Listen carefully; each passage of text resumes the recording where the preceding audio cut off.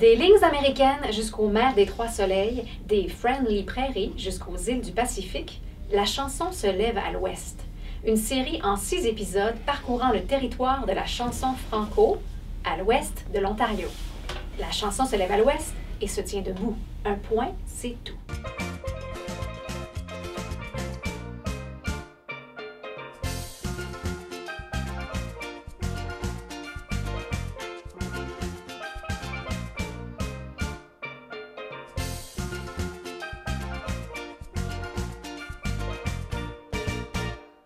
Bonjour, mon nom c'est Yaya Doumbia et je suis le directeur général de l'Association des radios communautaires de l'Ouest et des territoires, l'ARCO. En fait, l'ARCO, c'est l'association qui regroupe toutes les radios communautaires de l'Ouest. Nous avons au total 8 radios. Alors, le chiffre vient tout juste d'augmenter parce qu'on a une nouvelle radio qui vient d'avoir en fait sa licence auprès du CRTC. Alors, ce que nous faisons en gros, c'est la représentation des radios. Nous sommes en fait en quelque sorte le porte-parole. On aide les radios dans les processus de développement aussi. On les appuie pour toute question relative à la gestion administrative ou souvent sur le plan technique. En tout cas, toutes sortes de supports, c'est ce que nous donnons en fait aux radios pour leur développement et puis aussi les aider à répondre à leurs missions. Et ce projet qui est intitulé en fait la chanson se lève à l'ouest, et il faut dire que l'idée est venue depuis quelques années. Nous en avons, je peux dire même peut-être juste un an même avant même de se lancer dans la rédaction de la demande. On avait eu quelques rencontres avec Ronald Tremblay, qui est en fait en charge de la réalisation, la production de cette série d'émissions. Alors, pourquoi cette émission? C'était tout simplement pour en fait immortaliser la chanson de l'Ouest, ne pas laisser en fait la chanson de l'Ouest mourir et avoir ce répertoire-là musical qui nous permettrait de retracer un peu les chansons de l'Ouest de 1967 à nos jours. Alors donc c'est cette idée-là de pouvoir en fait avoir quelque chose pour la postérité que nous avons. C'est pour cette raison qu'on a pu mettre en place ce projet. Mon nom est Ronald Tremblay et je suis le réalisateur de la série La chanson se lève à l'ouest. Au fait, je suis un des réalisateurs. C'est une co-réalisation avec José Thibault. C'est une émission, c'est une série d'émissions qui couvre à peu près 50 ans de notre chanson, mais quand même qui se réfère à l'histoire aussi de différentes façons. Mon rôle dans le projet est parti de la conception et évidemment, comme réalisateur, un des jobs est de mettre les effectifs ensemble, donc de choisir les collaborateurs, de décider un peu de la matière, puis ensuite, une fois qu'on a engagé les gens, bien c'est là que le projet commence à se développer en fonction des gens qu'on a autour de nous et leur expertise, leurs intérêts aussi, parce que ça aussi, c'est important. Intéressant, c'est pas quelque chose de facile, mais ça s'est fait au fil des mois avec l'aide de Yaya Doumbia et aussi en consultant les différentes stations, savoir qui était intéressé à ce genre de projet-là, qui était disponible aussi, parce que ça, c'était pas évident. À travers l'Ouest, beaucoup des radios de l'ARCO étaient en reconstruction et tout ça. Donc, il a fallu qu'on se replie sur les gens qui étaient disponibles. On a décidé de 2 centres de production. Et c'est surtout à partir de ces centres de production-là qu'on s'est nourri d'effectifs. Mais il y a quelques mois, on a eu, au mois d'octobre, au fait de l'an dernier, il y avait une rencontre ici qui a été tenue ici par l'ARCO. Et c'est là aussi qu'on a rencontré certaines personnes qu'on a un peu repêchées à partir de cette rencontre-là. Je pense par exemple à Nicolas Servel des Territoires du Nord-Ouest. Ça nous a permis de le rencontrer, de sonder son intérêt là-dedans. Il était bien intéressé. Donc, parce qu'il nous fallait quand même un minimum de 3 provinces ou territoires participants. Et on n'a pas eu finalement de misère à avoir ça. Mais on voulait quand même que l'histoire soit précise. C'est quand même difficile de raconter l'histoire si on ne le fait pas de façon précise. Et donc, on a choisi la version scriptée, mais on voulait quand même avoir des gens qui pouvaient prendre l'histoire et une expression que j'aime bien pour pouvoir se la mettre en bouche, justement, l'histoire, là, pour la bien la rendre et tout ça. Donc, il fallait qu'on ait des gens qui avaient quand même un petit talent pour le théâtre aussi, donc pour raconter ça. Donc, il s'agissait de... On voulait quand même divertir à travers ça. Donc, on a écrit des textes qui étaient animés, puis avec la participation des animateurs, on les a rendus très personnalisés aussi à ces gens-là. Bien, il y a 6 émissions, puis au début, on avait pensé peut-être aborder ça de façon chronologique parce qu'on parlait de 50 ans, donc on a parlé à un moment donné d'avoir une émission de mise en situation, puis une émission par décennie. Puis ensuite, en y réfléchissant un peu, on a plutôt opté pour une approche thématique. On s'est aperçu qu'il y avait des particularités communes aux 4 provinces dans différents domaines. Donc, par exemple, la diaspora, qui est un peu ce phénomène-là selon lequel les artistes déménagent, vont ailleurs pour se refaire une vie, la plupart du temps dans la majorité, parce qu'ils veulent avoir un auditoire qui soit tout près d'eux et un grand bassin. Ce qui est logique des fois. Donc, il y avait ça. On a choisi donc une approche un peu plus thématique. Le choix des chansons, lui, ça a été un travail un peu de bénédictin. Parce qu'il fallait aussi essayer de voir, on parle de 4 provinces avec des cheminements différents, des historiques qui ont commencé à des moments différents. Et ce n'était pas non plus un exercice démocratique. Il n'était pas question, par exemple, ça n'aurait pas été très réel, très véridique, que d'accorder la même importance à tous les territoires ou à toutes les provinces. Donc, on s'est replié sur de l'information qu'on avait. On s'est aussi basé sur les informations de l'anthologie de la chanson. On a un peu regardé statistiquement qu'est-ce que ça voulait dire. Et évidemment, ça voulait dire qu'il y aurait plus d'items et de chansons venant du Manitoba, parce que c'est là que ça a commencé des années avant, même 30-40 ans avant que ça commence ici. Donc, tout ça, c'était très important à considérer. Et les chansons et même les artistes, ça fait l'objet de beaucoup de consultations parce qu'on voulait aussi s'assurer que tout le monde était le plus d'accord possible. Évidemment, on ne peut pas plaire à tout le monde, mais on croit être arrivé à un mix qui respecte toutes les vérités possibles, même si on dit que la vérité se trouve quelque part dans le milieu souvent. Ce projet-là arrive à un moment, je pense, important. Parce que de plus en plus, la chanson s'en vient quelque chose de virtuel. On commence même à mal imaginer les artistes parce que des fois, on les entend, mais on ne voit pas de pochette de disque et tout ça. Donc, qu'est-ce que moi, personnellement, de toute façon, peut-être que c'est parce que je viens d'une autre époque un peu, mais j'espère que ça va donner le goût quand même de faire de la recherche sur les artistes. En ce moment, on porte peut-être moins attention à ça. On n'achète pas d'albums, on download des chansons. Et moi, je trouve que c'est tellement important. Moi, je trouve que la musique, c'est un art visuel. Et évidemment, la radio, c'est pas nécessairement visuel, mais on espère qu'à travers la radio, que ça va donner le goût aux gens peut-être de retourner sur d'autres appareils, d'autres manières de faire et de retrouver ces artistes-là en images aussi. Mon nom est Josée Thibault. Je suis co-réalisatrice de la série La chanson se lève à l'Ouest avec Ronald Tremblay.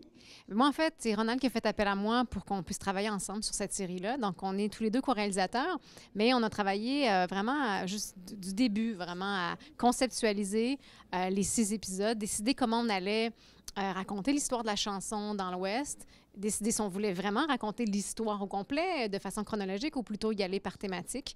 Donc, on a brainstormé, on fait un remue-ménage dès le début pour savoir qu'est-ce qu'on allait faire exactement.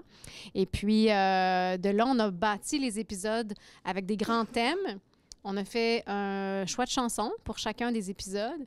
Et puis après, on s'est un peu divisé la tâche et on est parti de chacun de notre côté pour faire un peu de recherche et avec les chansons qu'on avait choisies, bâtir le texte, donc écrire les animations que nos animateurs allaient se mettre en bouche. Dans la réalisation, jusqu'à date, on travaille avec des gens qu'on connaissait un petit peu, mais qu'on connaissait pas encore beaucoup. Alors, c'était vraiment tout un plaisir de les connaître, mais on avait très peu de temps avec eux. Donc, dans 2 journées, finalement, une première journée où on avait beaucoup de choses à faire, donc dont se rencontrer, dont expliquer le projet, leur parler un peu du ton qu'on voulait donner aux animations. On avait aussi les médias qui sont venus nous voir. Donc, les défis, c'était peut-être ça un peu, de tout faire en si peu de temps. Et avec, c'est ça, les contraintes créatives qu'on a. Un petit studio très charmant, mais dans lequel on était un peu coincé. Donc, il fallait trouver la façon la plus confortable de s'installer pour être bien, pour donner la meilleure performance possible. Donc, ça, c'était les petits défis. Mais une fois qu'on les a vaincus, qu'on s'est mis à l'aise, le travail est vraiment très bien passé. Le travail des animateurs, ça n'a pas été du tout une corvée. Ça a été un plaisir de travailler avec eux. Ils étaient vraiment super enthousiastes face au projet. Ils voulaient apprendre, ils ont pris les petites notes, les petites critiques des fois, ou les choses qu'on leur disait avec beaucoup de vouloir s'améliorer. Donc, ils ont vraiment très bien fait ça. Puis, c'est des personnes charmantes. Je pense que c'est un projet qui peut avoir vraiment un impact intéressant parce qu'on fait très peu ça, faire des émissions, allouer des émissions spéciales, mais prendre le temps aussi de raconter et d'impliquer toutes sortes de gens comme ça. Et j'espère aussi que le projet va aller au-delà de ce qu'on entend sur les ondes des radios communautaires, mais que peut-être on aura accès à ces émissions-là sur le web. Moi, c'est mon grand vœu, en fait, qu'on puisse écouter ces épisodes en balado-diffusion, donc sous forme de podcast, qu'on les écoute quand on a envie de faire, qu'on puisse peut-être les télécharger, que les écoles peut-être aient accès à ça parce que c'est des ressources, vraiment des belles références pour faire connaître la musique de l'Ouest aux nouvelles générations qui la connaissent peut-être pas autant que ceux qui sont là depuis un petit moment.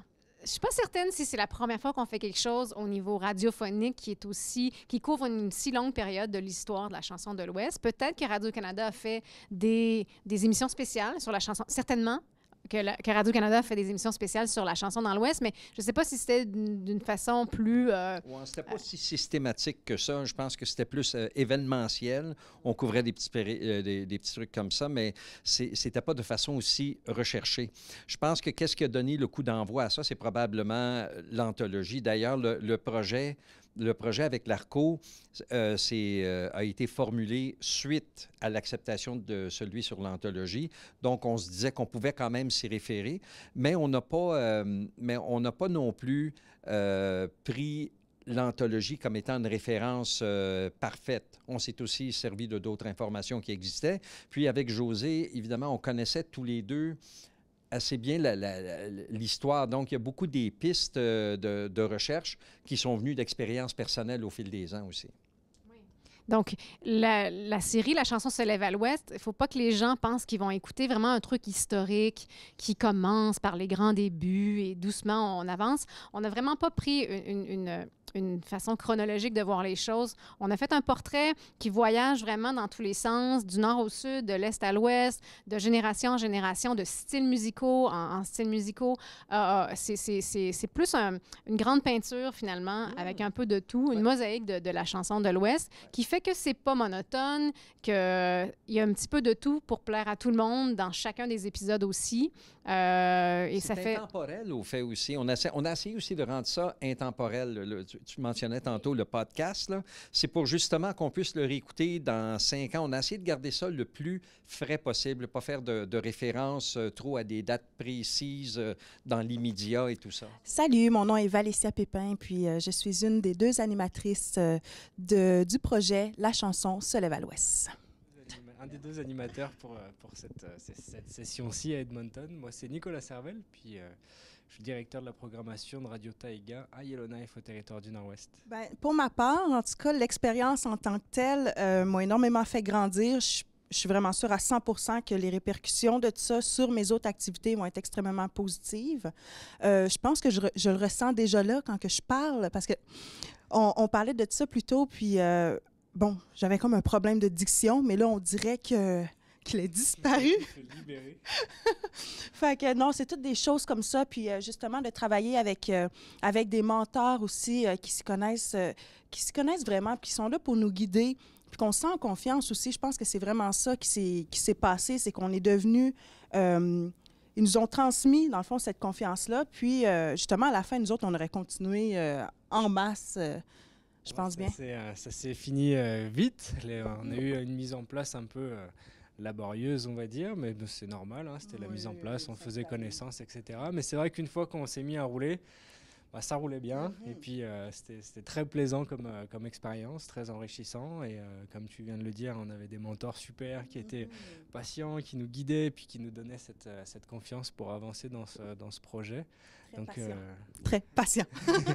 Donc, vraiment une très bonne expérience avec une très bonne énergie.